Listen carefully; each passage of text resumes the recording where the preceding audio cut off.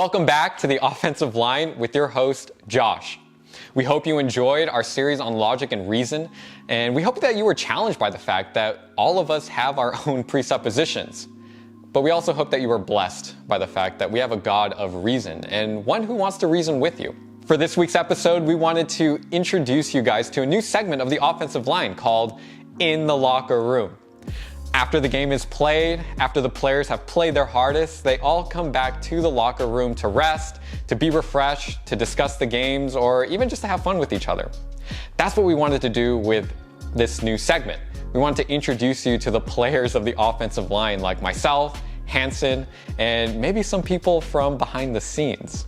Today, I wanted to share with you guys about how I got into apologetics and evangelism. It's something that's really important to me today, and it's something that I really enjoy studying and really enjoy practicing as well. So it all started when I first got saved. So I got saved when I was 18 years old, but this was during a time when the Lord really challenged me, really challenged my profession of faith, and showed me that it was a false profession. And from then on, as I gave myself to Christ truly from the heart, I started looking into all these questions I never really knew the answers to before. I've heard about creationism and evolution before. I've heard about the problem of evil and things like that, but I never really understood those answers. So I first started off by just looking them up on the internet. GotQuestions.org, Answers in Genesis, and watching videos of all these different things. And I really enjoyed it. I really enjoyed the fact that the Bible had answers for every single one of my questions. And when I got into college, I started studying chemical engineering. So me, a new Christian, thinking that, I'm going into the STEM field, I knew for a fact that I was going to encounter conversations about evolution and creationism. That was really the first topic that I really delved into. I read The Origin of Species, I looked into information theory, I heard series and talks about all these different things because I knew I had to be built up to prepare myself to have these conversations if I'm going to share my faith in Jesus Christ with unbelievers. Then one day, one night, I was able to utilize all of the research that I did. That I got to talk to one of my close friends about evolution. He believed in evolution. I was, of course, a Christian, believe in creationism. And this was the opportunity for me to prove to him that evolution is false and creationism is true. We sat for a couple hours going through these different things. I was quoting Darwin from Origin of Species. I was laying out for him creation science and information theory, entropy, and all the things that we've talked about before on the offensive line. But the thing that got to me was that at the end of the conversation, he kind of looked down and looked at me. He had nothing else to say. And he said, everything you're saying makes sense. It makes sense to me. But I want to believe in evolution. And when I heard that, I had nothing to say. I was like, what can I say to a person who wants to disbelieve in the Bible, who wants to believe in what's false? Even when you lay out the evidence to them and you show them all of this stuff, what do? That's where the conversation ended, and I really didn't know what to do at that point.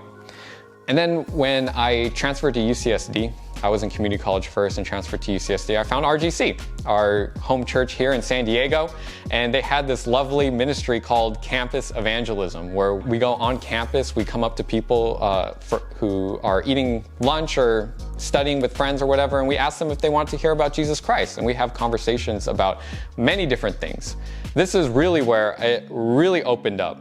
So many different types of views, so many different types of people, and I had to be equipped. I had to know how to preach the truth to anybody, to a Muslim, to other Christians who think that they are saved, to Catholics, to atheists, to agnostics. There were so many different types of people on campus, and every time I ran into an issue or an idea that I didn't know how to combat, I would go home, study it, look up videos on it, hopefully get that person's number and follow up with them and show them that, hey, this is what the Bible says about that topic that you brought up last time. So all of this ended up building in me a good background in apologetics, and it's fun. It's fun to see what people believe. Some of them may be a little more weird, but most people are pretty reasonable. The thing that really got me there, though, was that every time I encountered somebody, I would be able to put their arguments down. They would have nothing to say. I would come in time and time again and wonder, why don't people love the gospel? Why don't people hear this message and accept it?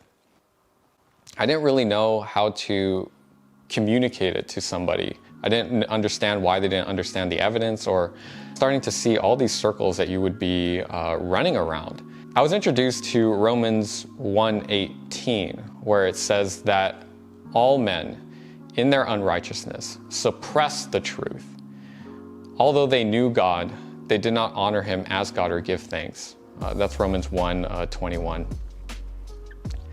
I came to understand presuppositional apologetics, and that's when everything really clicked for me, where all the questions about why don't people understand, why don't people see God and want to follow him, and even all the way back to that first friend who I really practiced apologetics to. It all made sense when you look at the Bible and you see that people are set against God, that there is no neutral ground. You're not trying to appeal to their rationality because they're already illogical. They suppress the truth for their unrighteousness because they love sin. So that really changed how I viewed apologetics and evangelism, where I know that the Bible is true. The issue is that I'm talking to somebody who rejects it. Not that I have to prove that the Bible is true, but I have to show them that the Bible is talking about them. When it says that no one is righteous, no, not one, no one seeks for God, and no one understands, that this Bible is talking about you. And trying to come face to face with this person who is trying to pin their hope on something. Because that's the thing with a lot of people. They're trying to find hope. They're trying to pin it on science. They're trying to pin it on logic. They're trying to pin it on Islam, Catholicism, or whatever it is. But the only thing that can uphold hope, who can truly give us hope, is Christ himself. So when I'm evangelizing and to somebody and enjoying it, I'm really enjoying the person that I'm talking to. And that's really where the fun of it comes from. It's being able to talk to them, tell them that, hey, you're trying to find hope. This thing that you're trying to build your hope on, it crumbles at the slightest pressure. You need Christ, and this is how you can have him. And I really enjoy sharing that with people. So I hope you enjoyed my testimony on apologetics and evangelism. If you liked the video, don't forget to leave a like and subscribe. If you had any questions, even for myself, don't forget to leave them down below. This was our first episode of In the Locker Room with Josh. Keep an eye out for more In Locker Room videos, and see you next week. Are you gonna talk about Hanson? No. Hanson? Who?